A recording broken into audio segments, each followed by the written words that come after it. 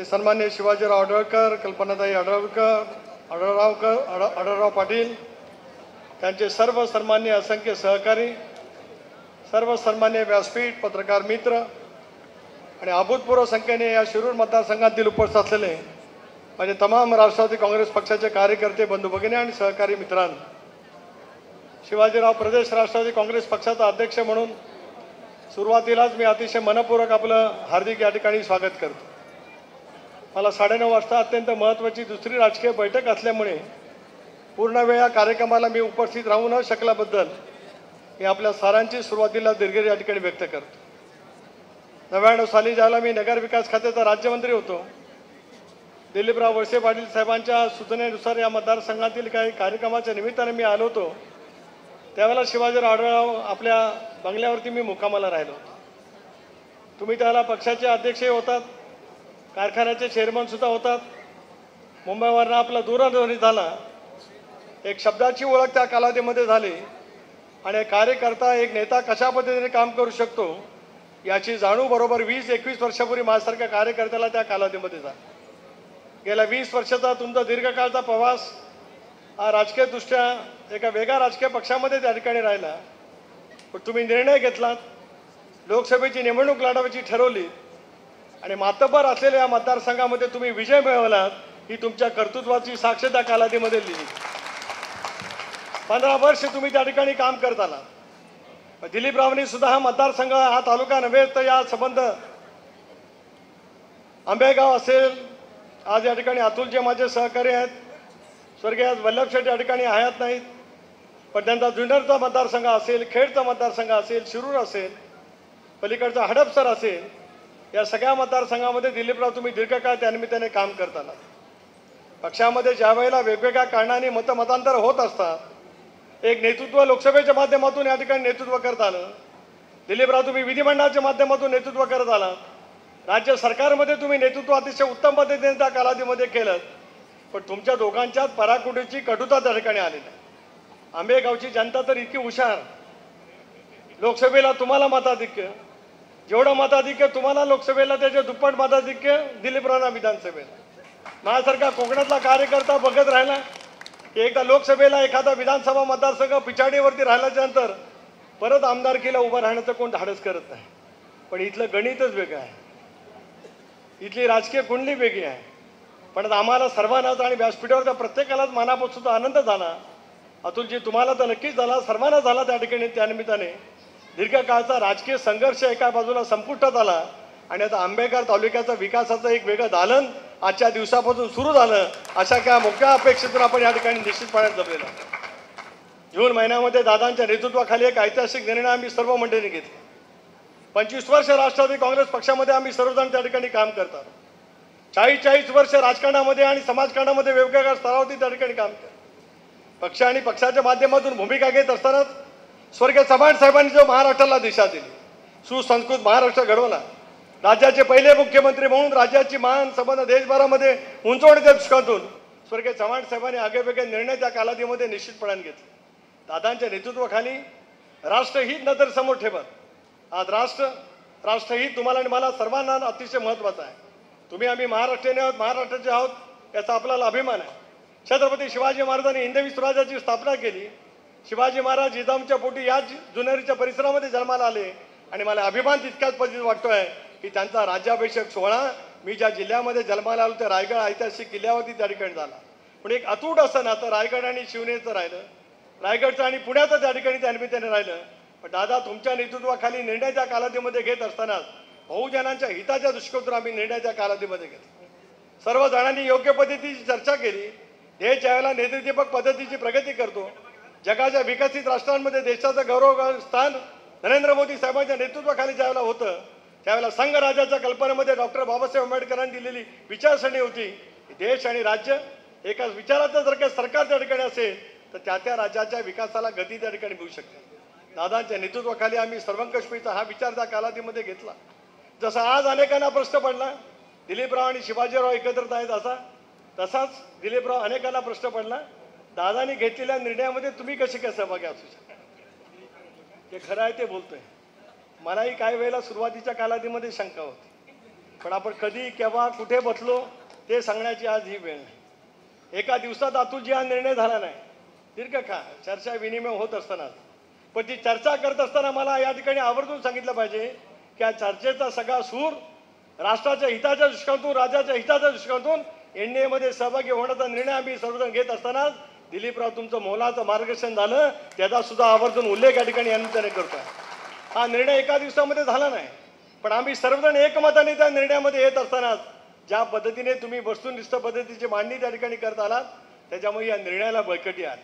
तो दिवस लवकरात लवकर त्या ठिकाणी यावा, महाराष्ट्राच्या राजकारणाला कलाटणी त्या ठिकाणी मिळावी, देशाच्या राजकारणामध्ये सुद्धा एक वेगळं भलं त्या ठिकाणी प्राप्त व्हावं, अशा पैसा सामुदायिक निर्णय भुजबळ साहेब असतील, मुश्रीफ साहेब असतील, प्रफुल्ल पटेल साहेब असतील, धनंजय मुंडेजी असतील, दिलीपराव आपण असाल, राज्याच्या कानाकोपऱ्यामध्ये असलेल्या सर्व सहकार्याने त्या ठिकाणी त्या निमित्ताने घेतला.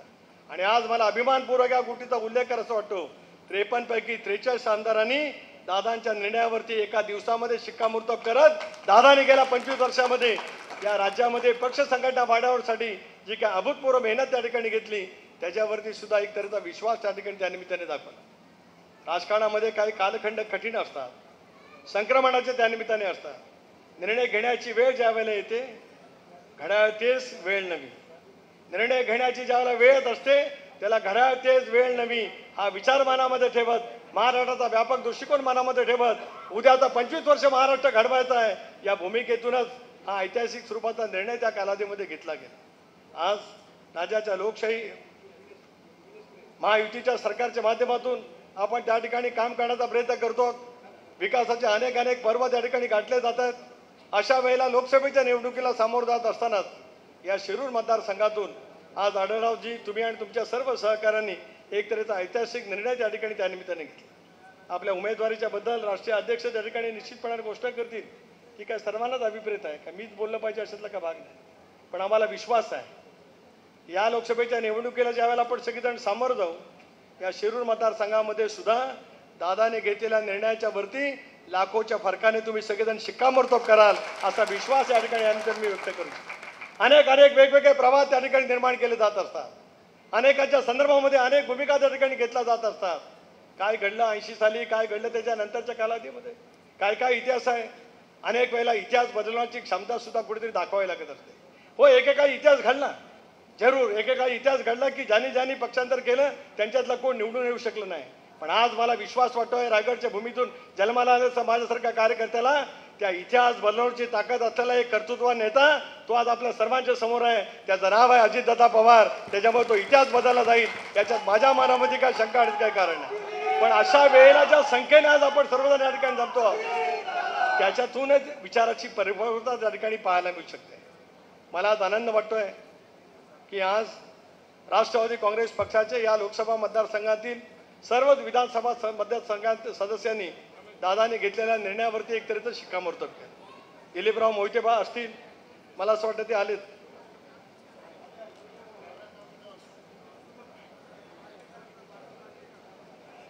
दिलीपराव मोहिते सुद्धा योग्य वेळेलाच आले.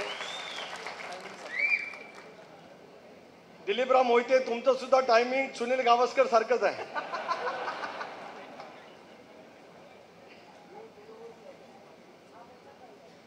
लय टायमिंग तर भारी माणूस आहे. दिलीप नावातच भलतं काहीतरी आहे. आणि त्याच्यामुळे आज दिलीपराव तुम्ही या ठिकाणी आलात. जसं अनेकांना शंका होती की दादाने घेतलेल्या निर्णयामध्ये ते दिलीपराव असतील का नाही, तसं अनेकांना शंका होती की शिवाजीरावांचा निर्णय घेतल्यानंतर हे दिलीप असतील की नाही. पण या सर्वांचा एकत्रित विश्वास आदिदादांच्या कर्तृत्वावरती आहे. त्याच्यामुळे अघटित असं घडू शकतं आहे. त्याचा सुद्धा उल्लेख या कार्यक्रमाच्या निमित्ताने या ठिकाणी मी करू इच्छित आहे. राजकारणातली सगळीकडे 2+2 म्हणजे 4 होतात अशातला का भाग नाही. अनेक वेळेला 2+4 बरोबरती 2×4 असा करून सुद्धा हिशोब त्या ठिकाणी होऊ शकतो आहे. या गुणोत्तराच्या वरती आधारित असलेलं राजकारण करण्याचा प्रयत्न त्या ठिकाणी निश्चितपणे होत आहे. स्वर्गीय चव्हाण साहेबांनी बेरजेचं राजकारण केलं. सतत महाराष्ट्रामध्ये बेरजेचं राजकारण करण्याचा त्यानिमित्ताने प्रयत्न केला. मधल्या कालावधीमध्ये वजाबाकीचं राजकारण होत होतं. आता दादांच्या नेतृत्वाखाली पुन्हा एकदा बेरजेचं राजकारण त्या ठिकाणी सुरू होत आहे. त्याची सुरुवात पुणे जिल्ह्यातून होते. याचा सुद्धा प्रदेश राष्ट्रवादी काँग्रेस पक्षाचा अध्यक्ष म्हणून मला मनापासून आनंद आणि अभिमान त्या ठिकाणी निश्चितपणे वाटतो आहे. अनेक वेळेला अनेक निवडणुका समाज धर्म याच्या नावाने लढवण्याचा जाणीवपूर्वक प्रयत्न केला जाऊ शकतो आहे. याही मतदारसंघामध्ये कदाचित तशापैकी एक तऱ्हेचा विचार करण्याचा प्रस्थापित करण्याचा सुद्धा त्या ठिकाणी होऊ शकतं आहे. पण मला विश्वास आहे दिलीपराव ज्या पद्धतीने गेले अनेक वर्ष तुम्ही मेहनत घेत आलात, केवळ तुमचा मतदारसंघ नव्हे तर या सगळ्या परिसरातली पाण्याचे प्रश्न असतील, शेतीचा पाण्याचा प्रश्न असेल. माझ्याकडे जलसंपदा खातं होतं, त्याला दिलीपरावांचं एकंदरीत सतर्कता होती. शेती आणि शेतीचं पाणी, शेती आणि शेतकरी या संदर्भामध्ये सुद्धा दिलीपराव ज्या पद्धतीने तुम्ही संवेदनशील ती दाखवत आलात त्याचा सुद्धा एक साक्षीदार या ठिकाणी या निमित्ताने आहे. उद्याच्या भवितव्याच्या कालावधीमध्ये दादाने घेतलेल्या निर्णयाच्यामुळे एनडीए तर मजबूत झाली, राज्यामध्ये सुद्धा महायुती त्या ठिकाणी मजबूत झालेली आपल्याला पाहायला मिळू शकणार आहे.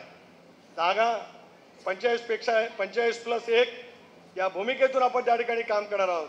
पण त्याच्यानंतरच्या कालावधीमध्ये सुद्धा ज्याला विधानसभेच्या निवडणुकीला आपण समोर जाऊ त्याला या समीकरणातून सुद्धा महाराष्ट्राचं भवितव्य घडवण्याच्या दृष्टीतून आपण निश्चितपणाने त्या ठिकाणी वाटचाल करणार आहोत.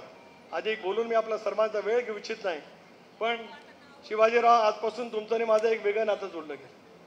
आज माझी उमेदवारी प्रथमच राष्ट्रवादी काँग्रेस पक्षाचा पहिला उमेदवार आज घोषित झाला तो मी, आणि तो घोषित झालेला उमेदवार म्हणून मी या ठिकाणी सुद्धा तुमचं मनापासून अभिनंदन करतोय. कारण आपल्याला सुद्धा संसदेमध्ये सोबत काम करा. मला माहीत होतं अतुल की आज माझी उमेदवारी जाहीर होईल, पण आज दादांनी केली उमेदवारी जाहीर. दादांचा मी आभारी आहे, प्रफुल्लबाईंचा आहे, भुजबळ साहेबांचा आहे, राष्ट्रवादी काँग्रेस पक्षाच्या सर्व नेत्यांचा त्या ठिकाणी आहे. पण आपण उमेदवार म्हणून घोषित झालो म्हणजे जबाबदारी संपत नाही. त्या कार्यकर्त्यांच्या बळावरती आज आपल्याला वेगवेगळ्या पद्धतीचं काम त्या ठिकाणी करायचं आहे.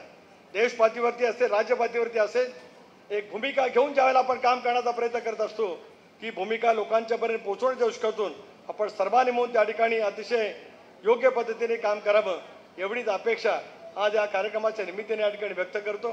पूर्ण वेळ थांबता आला नाही त्याच्याबद्दल दिलगिरी या ठिकाणी मागतो. पण त्याचबरोबर आढळराव पाटील साहेबांच्या समोर असंख्य कार्यकर्त्यांनी जो पक्ष प्रवेश केला, पक्षाची ताकद वाढली. आगामी येण्याच्या काळाच्या दृष्टीतून संघर्षापेक्षा विकास कसा करता येईल याच गोष्टीवरती भर ठेवण्याचं काम आपण सगळेजण सार्वजनिकरित्या करूया.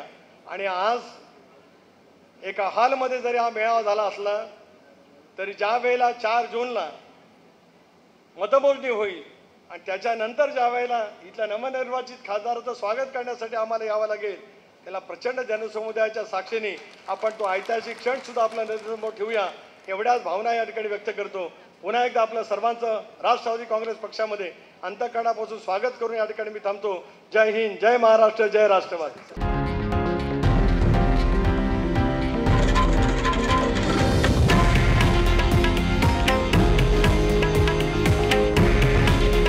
हे आहे देशातील नंबर 1 न्यूज नेटवर्क आणि आपण पाहत आहात TV9 मराठी. काळजी तुमची, हित महाराष्ट्राचं.